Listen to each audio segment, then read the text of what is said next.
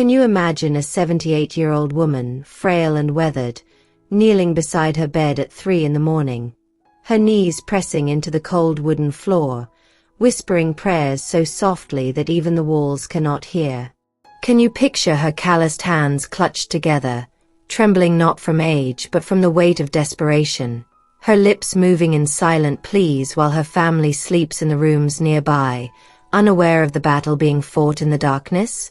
And what happens when those whispered prayers, spoken in secret for years, finally reach the ears of the one who sees everything hidden? What she discovers will leave you breathless. The answer that comes will shake your faith and remind you that no prayer uttered in tears is ever wasted. Welcome to Holy Covenant, where every story is a testimony of faith and transformation. If you enjoy this type of content, don't forget to subscribe to our channel. We publish real stories of redemption every single day. Like this video if this story touches your heart, and tell us in the comments where you're from and what time you're watching. Remember that every subscriber matters, because together we're building a community of faith. Without you, this channel wouldn't exist. It all began in a small wooden house on the edge of town, where a gentle woman placed her trust in something the world could no longer see. The house stood at the end of Miller Street, its paint peeling like old skin, the porch sagging under the weight of too many winters. Inside, Margaret Wilson moved through the pre-dawn darkness with the careful steps of someone who had learned to navigate by memory alone. Her bare feet made no sound on the worn floorboards. The house was silent except for the rhythmic breathing of her daughter Sarah in the front bedroom, the soft snoring of her son-in-law Marcus from the couch where he slept most nights, and the occasional whimper of her 6-year-old grandson Tommy, who still had nightmares about the father who left them 2 years ago.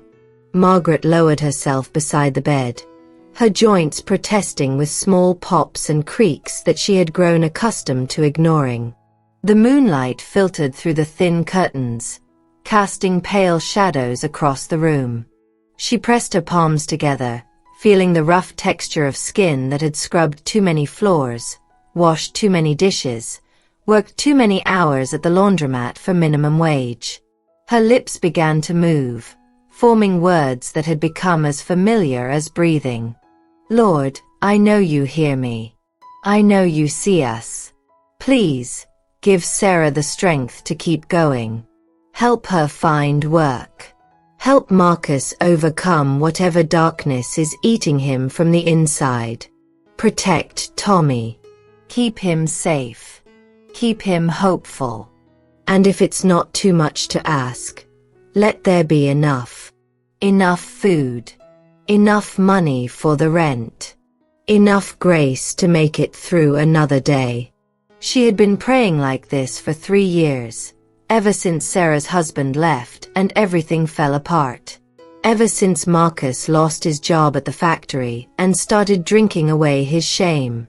Ever since the bills started piling up like snow in winter, never melting, only accumulating until they threatened to bury them all. Margaret worked 6 days a week at the laundromat, her social security check barely covering the utilities. Sarah cleaned houses when she could find work, but clients were scarce and the pay was insultingly low.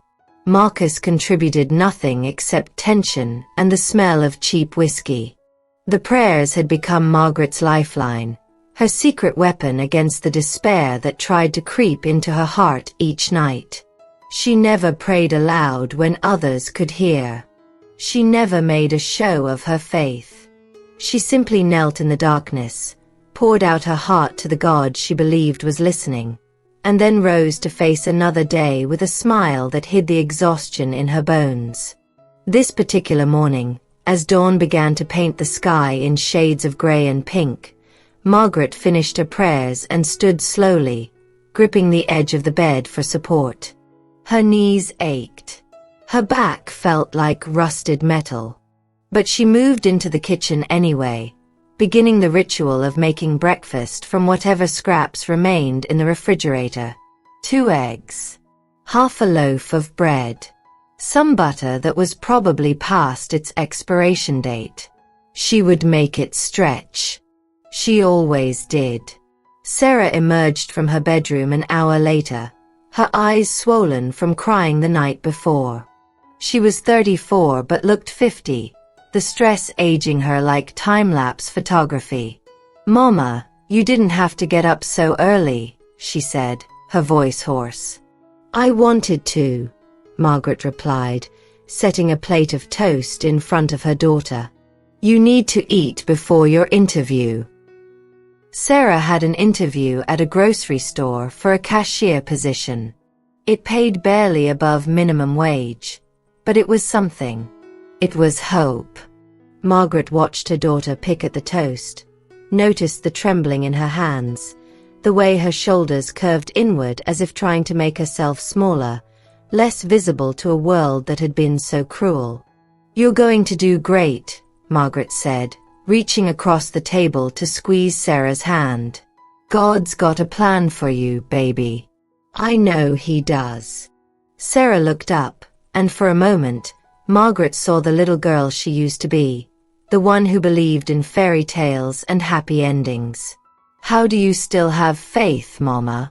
After everything?" Margaret smiled, though her heart ached at the question. "Because giving up would mean they win. And I won't let them win." The day unfolded like all the others, a blur of work and worry. Margaret spent 8 hours at the laundromat, folding other people's clothes, breathing in the chemical smell of detergent, feeling the heat from the dryers turn the small space into an oven. Her supervisor, a bitter woman named Brenda, watched her like a hawk, criticizing every small mistake, every moment of slowness.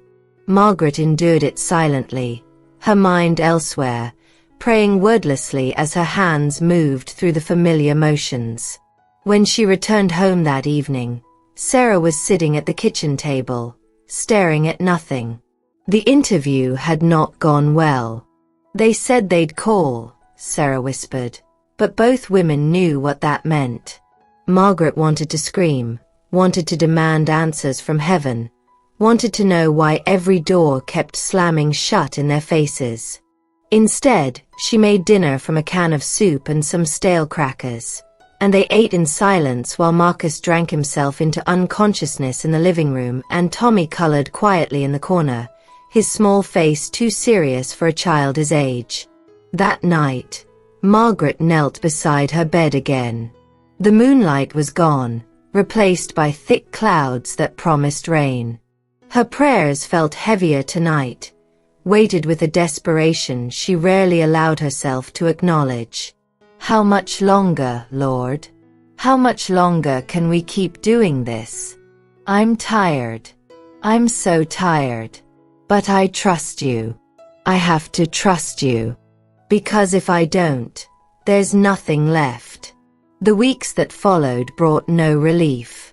Sarah was rejected from 3 more jobs. Marcus grew more volatile, his anger simmering just beneath the surface, ready to explode at the slightest provocation.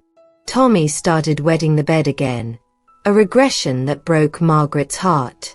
And then the landlord came knocking, threatening eviction if they didn't pay the 2 months of back rent they owed. Margaret took on extra hours at the laundromat, working until her fingers were raw and her vision blurred from exhaustion. She skipped meals so there would be more food for Tommy. She turned the heat down to almost nothing to save on the electric bill, wearing 3 layers of clothing to stay warm. And every night, she knelt beside her bed and prayed, her voice a whisper in the darkness, her faith a flickering candle refusing to go out. It was on a gray Tuesday afternoon, when the weight of everything felt unbearable, that Pastor David Chen walked into the laundromat. Margaret had never seen him before. He was a small man, maybe 50 years old, with kind eyes and a gentle smile. He carried a bag of laundry under one arm and moved with the unhurried pace of someone who had nowhere urgent to be. "Good afternoon," he said, setting his bag on the counter. I'm new to the neighborhood. Just moved into the apartment above the bookstore. Margaret nodded, taking his laundry and beginning to sort it. Welcome. We don't get many new folks around here. I'm a pastor, he said, watching her work. Just a small congregation, nothing fancy. We meet in a rented space on Sunday mornings. Margaret's hands paused for just a moment before continuing their task. She had stopped going to church years ago, not because she lost her faith, but because she couldn't afford the nice clothes, couldn't contribute to the offering plate, couldn't bear the pitying looks from people who had so much more than she did. That's nice, she said neutrally. Pastor Chen didn't push. He simply smiled and said, I'll be back Thursday to pick these up. Have a blessed day. The encounter stayed with Margaret, though she couldn't explain why. There was something about the pastor's eyes, a depth of understanding that suggested he knew what suffering looked like, that he had walked through his own valleys of darkness. She found herself thinking about him as she worked, wondering about his story, curious despite herself. 2 days later, he returned as promised. Margaret had his laundry folded and ready. As she handed him the bag, he reached into his pocket and pulled out a small card. Our church information, he said. No pressure. But if you ever need prayer, or just someone to talk to, we're there. Margaret took the card, her fingers brushing against his. The touch was brief, innocent, but it sent a strange warmth through her, a feeling she couldn't quite name. Thank you, she whispered. That Sunday, for reasons she couldn't fully articulate, Margaret woke early and dressed in her best clothes, which weren't much, just a faded blue dress she had owned for a decade. She left a note for Sarah, who was still sleeping, and walked the 6 blocks to the address on Pastor Chen's card. The church was indeed small, just a rented room above a hardware store, with folding chairs and a simple wooden cross on the wall. There were maybe 20 people present, a mix of ages and backgrounds, all wearing expressions of genuine welcome. Pastor Chan saw her enter and his face lit up. He didn't make a fuss, didn't announce her presence, just gave her a warm nod and gestured to an empty chair. Margaret sat in the back, her hands folded in her lap, feeling out of place and yet strangely at home. The service was simple, unpretentious. They sang old hymns without accompaniment, their voices rising together in harmonies that made Margaret's throat tighten. Pastor Chen's sermon was about persistence in prayer, about the woman who kept knocking on the judge's door until he gave her justice, about the faith required to keep believing when every circumstance screamed that God had forgotten. Margaret felt tears sliding down her cheeks before she realized she was crying. The words pierced through the armor she had built around her heart, touching the raw places she kept hidden. When the service ended, she tried to slip out quietly, but Pastor Chen caught her at the door. I'm glad you came, he said softly. It was good, Margaret managed, wiping her eyes. Real good. Would you like to talk? He asked. Sometimes it helps. And so, in the small room that smelled of old wood and new hope, Margaret told her story. She told him about Sarah and Marcus and Tommy. She told him about the prayers whispered in darkness, about the faith that felt like the only thing keeping her alive, about the exhaustion that seeped into her bones and made her wonder how much longer she could keep going. Pastor Chen listened without interrupting, his expression one of deep compassion, and when she finished, he reached across the space between them and took her hand. Sister Margaret, he said, his voice thick with emotion, I need to tell you something. Last week, I was praying about our church, about how we could serve this community better. And God put you on my heart. I didn't know your name, didn't know your face, but I saw you clearly in my mind, a woman kneeling beside a bed, praying in the darkness. God told me, find her. Tell her I've heard every word. Margaret's breath caught in her throat. Her heart began to pound so hard she thought it might break through her ribs. What? Every prayer you've whispered in secret, every tear you've cried when no one was watching, every plea you've lifted up in faith, God has heard them all. He sees you, Margaret. He knows your struggle. And he's about to move in ways you can't imagine. The tears came in earnest now, great heaving sobs that shook Margaret's entire body.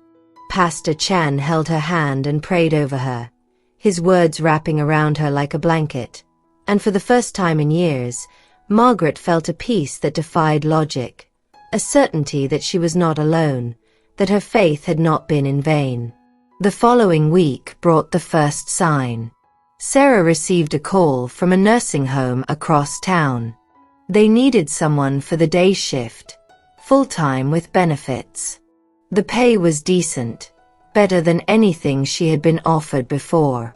Sarah took the job, and suddenly there was a steadiness to their income that had been missing for so long. Margaret watched her daughter leave for work each morning with her shoulders a little straighter, her eyes a little brighter, and she whispered thanks to the God who was beginning to answer. But the transformation was just beginning. Pastor Chen visited Margaret at the laundromat the next week, bringing news that the church community wanted to help. They had taken up a collection, not much, but enough to cover the back rent and buy groceries for the month. Margaret tried to refuse, her pride rising up, but Pastor Chen looked at her with such gentle firmness that she found herself accepting, her hands trembling as she took the envelope filled with cash. "This isn't charity," he said. "This is family taking care of family. You've carried this burden alone for too long. Let us help shoulder the load." The church community began to surround the Wilson family with a kind of love Margaret had forgotten existed.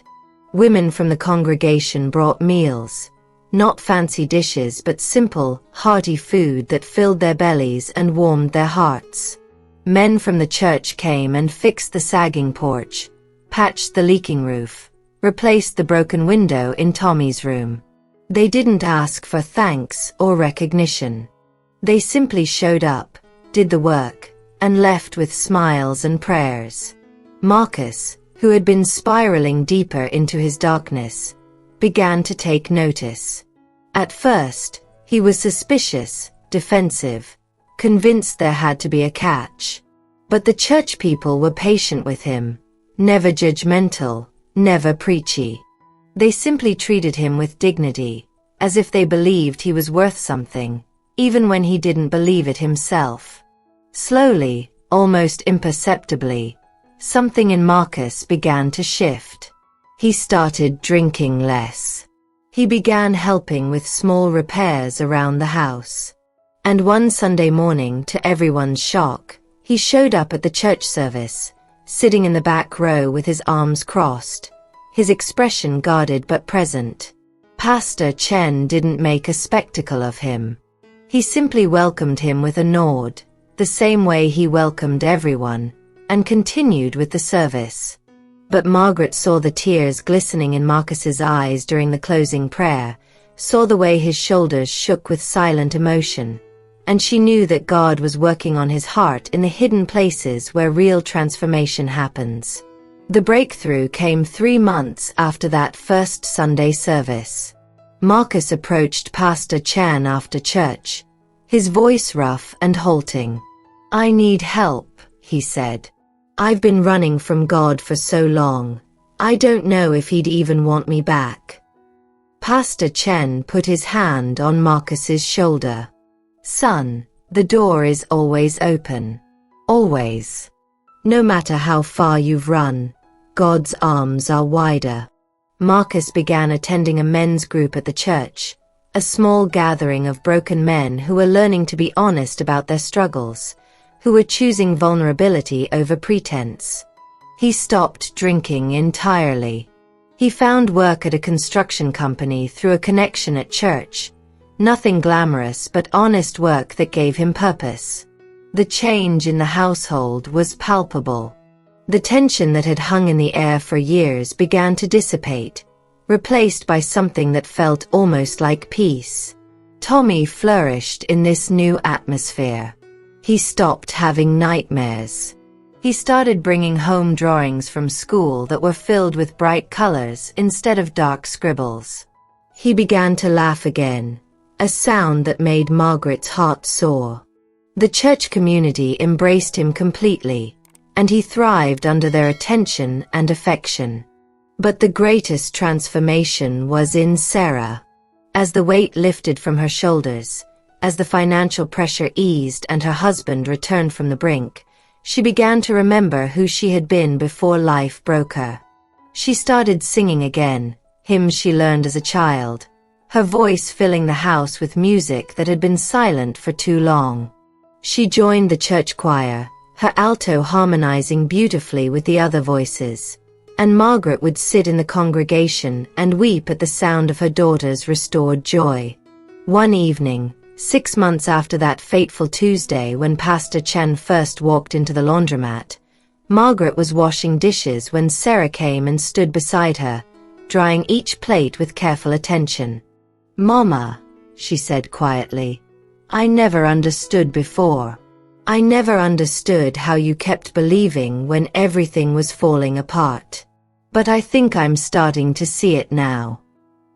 Margaret turned to look at her daughter, this woman who had been resurrected from despair. "Faith isn't about pretending everything is fine," she said.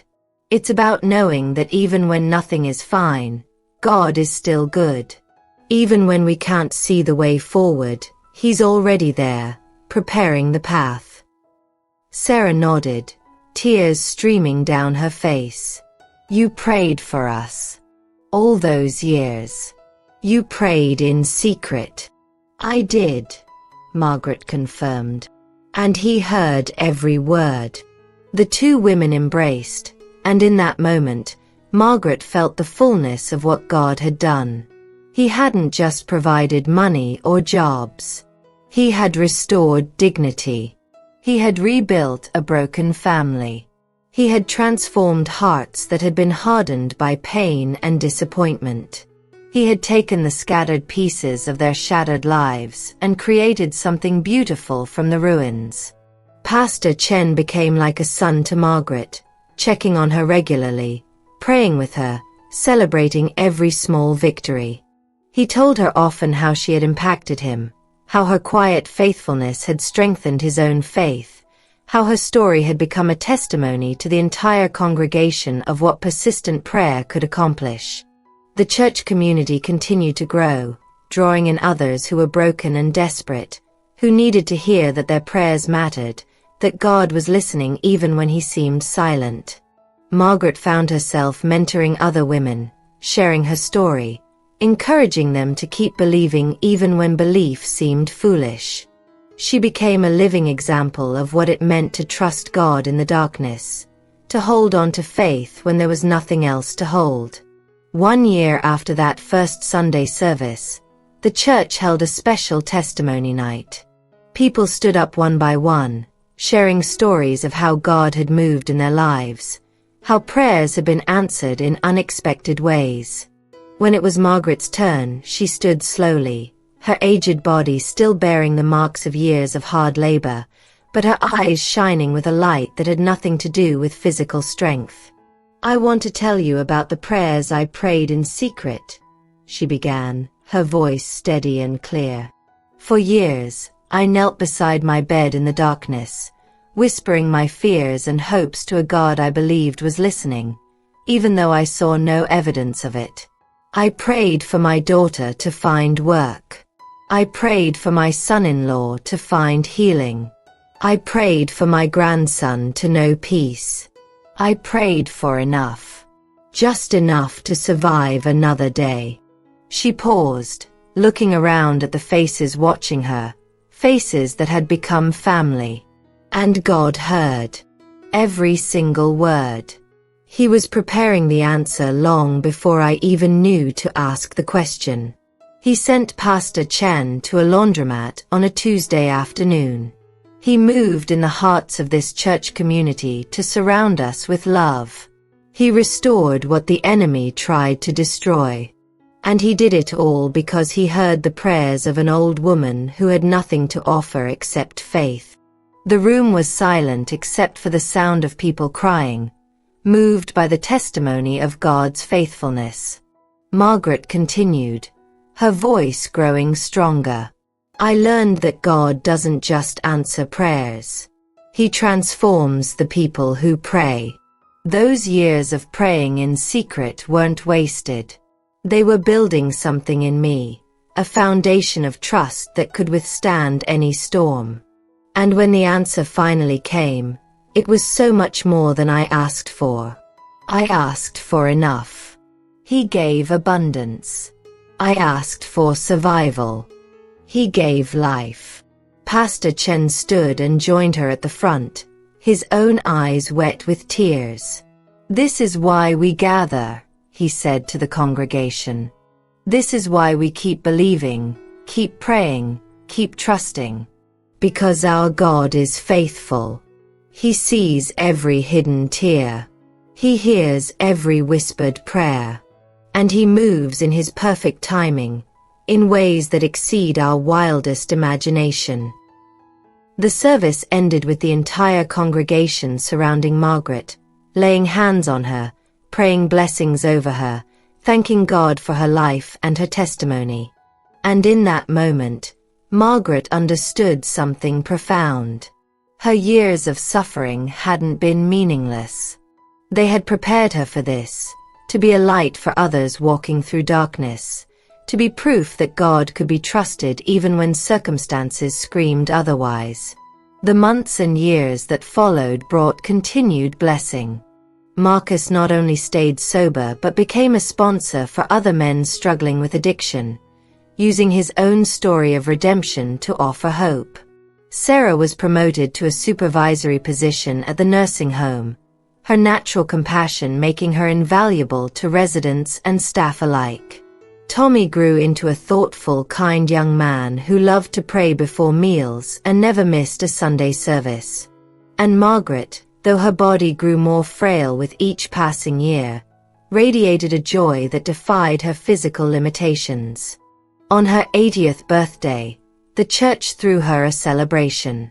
The small rented room was packed with people whose lives she had touched, who had been encouraged by her story, who had learned from her example what real faith looked like.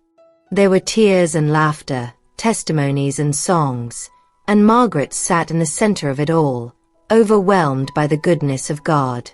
Pastor Chen stood to speak, his voice thick with emotion. When I first met Sister Margaret, I saw a woman who was exhausted, broken, hanging on by the thinnest thread of faith. But God showed me what I couldn't see.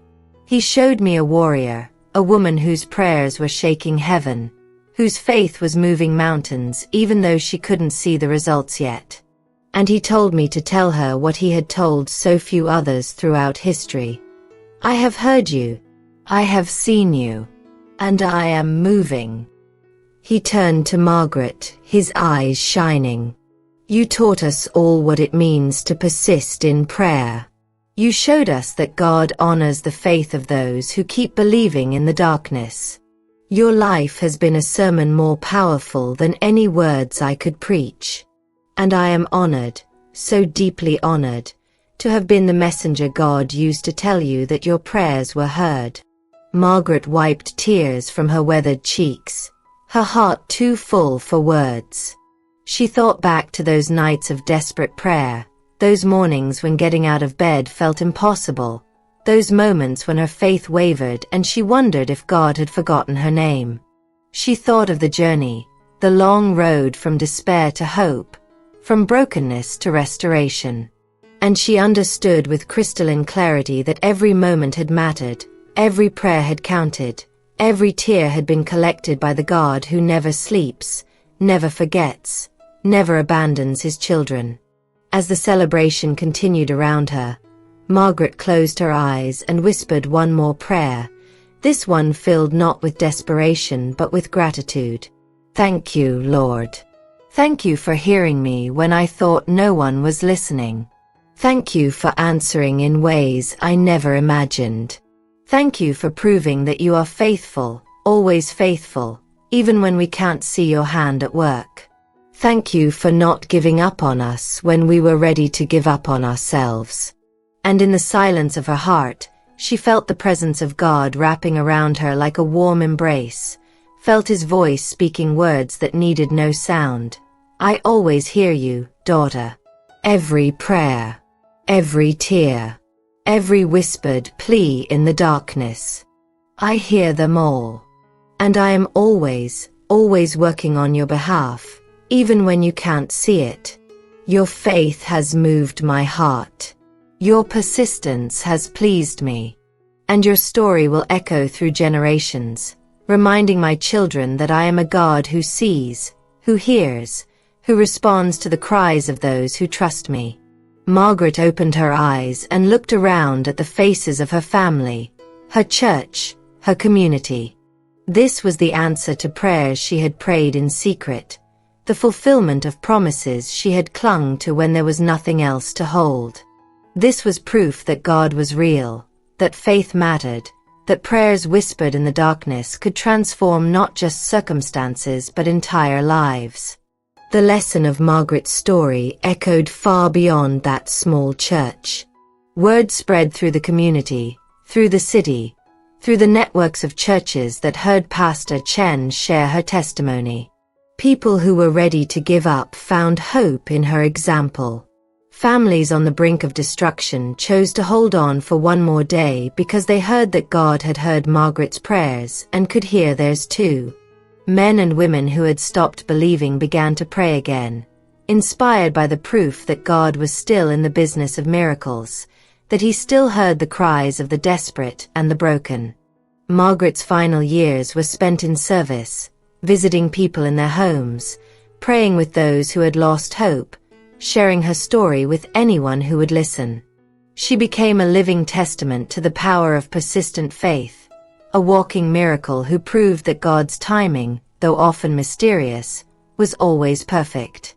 Her presence brought comfort to the suffering and conviction to the doubting. She had become what she had never sought to be, a spiritual mother to hundreds, a beacon of light in a dark world, proof that an ordinary person with extraordinary faith could change everything. When Margaret finally passed away at the age of 85, surrounded by 3 generations of family who loved her deeply, the church mourned the loss of their spiritual giant. But the grief was tempered by joy, by the knowledge that she had finished her race well, that she had fought the good fight, that she had kept the faith. Her funeral was a celebration, a gathering of hundreds who came to honor a woman who had taught them what it meant to truly trust God. Pastor Chen, now gray-haired and approaching retirement himself, delivered the eulogy. His voice broke repeatedly as he spoke of the woman who had impacted his life so profoundly, who had shown him the face of authentic faith. Margaret Wilson prayed in secret, he said, looking out at the congregation. She didn't make a show of her spirituality. She didn't demand recognition for her faithfulness. She simply knelt in the darkness and whispered her prayers to a God she believed was listening. And that simple act of faith, repeated night after night, year after year, became the foundation on which God built a miracle. He paused, overcome by emotion, then continued. Let her life be a reminder to us all. God hears the prayers we pray in secret. He sees the tears we cry when no one is watching. He knows the battles we fight in silence. And he responds, always responds, in his perfect way and his perfect time. Margaret's story is not just her story. It's a testimony for all of us, a reminder that our faith matters, that our prayers have power, that God is faithful even when we can't see his hand at work. The church planted a tree in Margaret's memory, a strong oak that would stand for generations, its roots growing deep into the earth, just as her faith had rooted itself deep in the truth of God's character. Beside the tree, they placed a simple plaque with words that captured the essence of her life. She prayed in secret, and God answered in public. A testimony of persistent faith. Years passed, and the tree grew tall and strong, providing shade and beauty to the church property. Children who never knew Margaret personally grew up hearing her story, learning from her example that faith was not about avoiding hardship, but about trusting God in the midst of it. Young people facing their own trials found encouragement in the testimony of the grandmother who prayed in darkness and lived to see the light.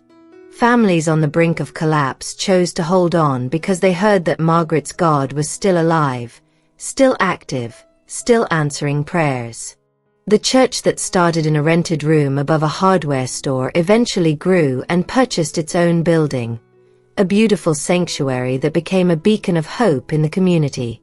They named the prayer room after Margaret, a quiet space where people could come and kneel and whisper their own desperate pleas to the God who hears. The walls of that room became filled with testimonies, stories of answered prayers, accounts of lives transformed, all inspired by the example of one faithful woman who refused to stop believing. Sarah continued to work at the nursing home, eventually becoming the director, bringing to her role the compassion and strength she learned from watching her mother trust God through impossible circumstances. She raised Tommy to know the power of prayer, to understand that faith was active and alive, not just a concept but a living relationship with a God who cared deeply about every detail of their lives.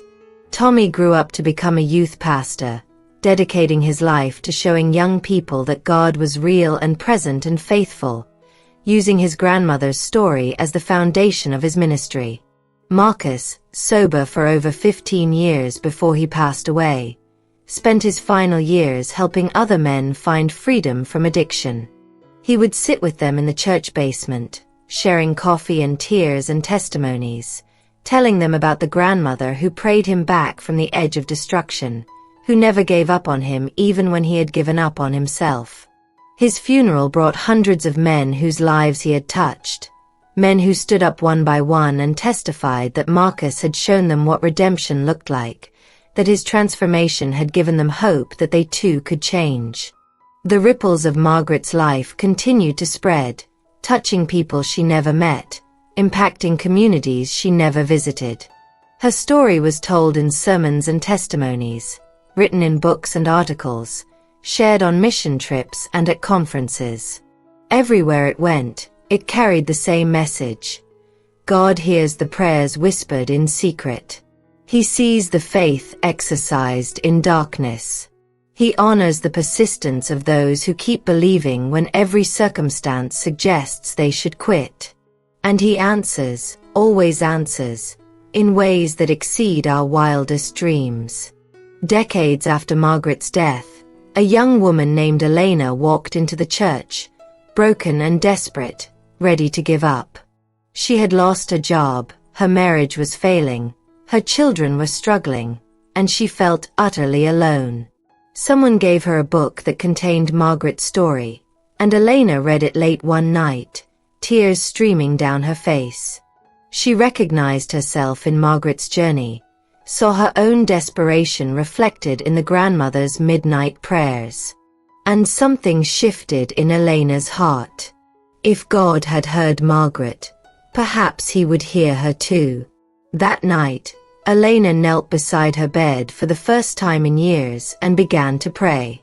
Not loud, confident prayers, but whispered pleas in the darkness, simple words spoken with fragile faith. She prayed for her marriage. She prayed for her children. She prayed for strength to face another day. And she kept praying night after night, even when she saw no immediate results, even when circumstances grew worse before they grew better. She kept praying because Margaret's story had taught her that God was worth trusting, that faith exercised in darkness was never wasted. And God, who hears every prayer whispered in secret, who sees every tear cried in the night, who knows every heart cry of his children, began to move. Elena's story became an echo of Margaret's, a new testimony of God's faithfulness, another chapter in the eternal story of a God who hears and responds to the prayers of those who trust him. The cycle continued, generation after generation, life after life, each person learning from those who came before that faith matters, that prayer works, that God is real and present and active in the lives of those who seek him. Remember that this channel, Holy Covenant, exists because of you. Every subscriber, every like, every comment helps us bring these testimonies of transformation to more people who need hope.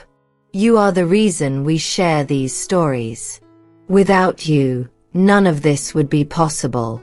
Subscribe to hear more real testimonies of how Jesus transforms lives. Until the next story.